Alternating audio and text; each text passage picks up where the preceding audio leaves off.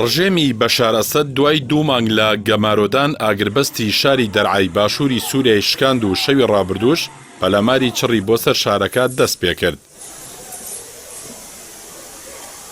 ڕژێمی ئەسەد و رووسیا لە 25 حوزەیرانی ڕابردوودا داوایان لە دانیشتوانی دەرعا بەلەد و لایەنگرانی ئۆپۆزیسیۆن لەو شارە کرد چەکە سوکەکانیان بدەن بەدەستەوە و ڕێگە بدەنە ماڵەکانیان بپشکێنرێت.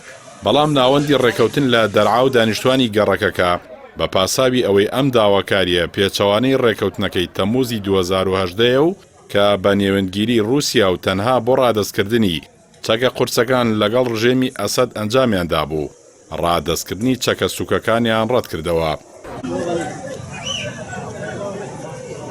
لە بەرامبەردا ڕژێمی ئەسەد لە 25 حوزەیران واتە مانگی 6 ڕابردوو گەماروی خستە سەر ئەو گەڕەکە کە نزیکەی 40,000 هاوڵاتی تێدا دەژی. لە 26 تەمموز واتە مانگی 7 ڕابردووشدا ناوەندی ڕێکەوتن لە دەرعا و دانیشتوانی گەڕەکەکە ڕازی بوون با ڕادەستکردنی چەکە سوکەکانیان و ڕێگەدان بە پشکنینی ماڵەکانیان.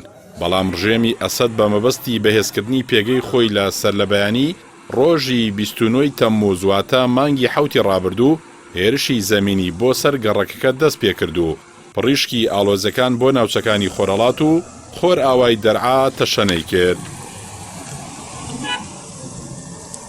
لە پێکدادانەکاندا هێزەکانی ئۆپۆزیسیۆن ژمارەیەکی زۆر ئامانجی ڕژێمی ئەسەدیان دەست بە سەرداگرت و ژمارەیەک سەربازیشیان بەدیلگرت.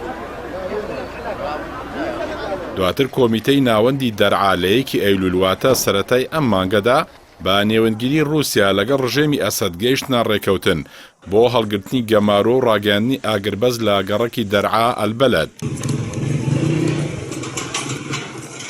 ئەیمەن ئەبوو نوقتا وتەبێژی کۆمەڵەی حوڕان کە کۆمەڵەیەکی تایبەت بە چالاکی شاری دەرعایە ڕایگەیاند کە ماوەی 2 مانگ و 15 ڕۆژە ئەو گەڕەکە لە ژێر گەمارۆی میلیشیاکانی سەر بە سوپای ئەسەددایە. بەڵام 4 ڕۆژبەر لە ئێستا گەمارۆکە لابراوە و لە شەوی ڕابردووشەوە پەلەماری چڕ بۆ سەر ئەو گەڕەکە دەستی پێکردووە. با پێی زانیاریەکان ڕژێمی بەشار ئەسەد ئامانجێتی لە ڕێگەی ئەم پەلامارانەوە دانیشتوانی گەڕەکەکە ناچار بە بەجێهێشتنی ماڵ و حاڵیان بکات. لە 15 ئاداری 2011دا شەپۆلەکانی بەهاری عەرەبی گەیشتە سووریا و بە نووسینی ژمارەیەک دروشم لەسەر دیوارەکانی شاری دەرعا ڕاپەڕینی گەلی سووریا دەستی پێکرد و دواتر کاتێک ڕژێم لە لێواری کەوتن نزیک بووبەوە با دەزوەردانی رووسیا و ئێران و دەرکەوتنی داعش هەموو هیوایەکی گۆڕانکاری لە سووریا لە چاڵنرا.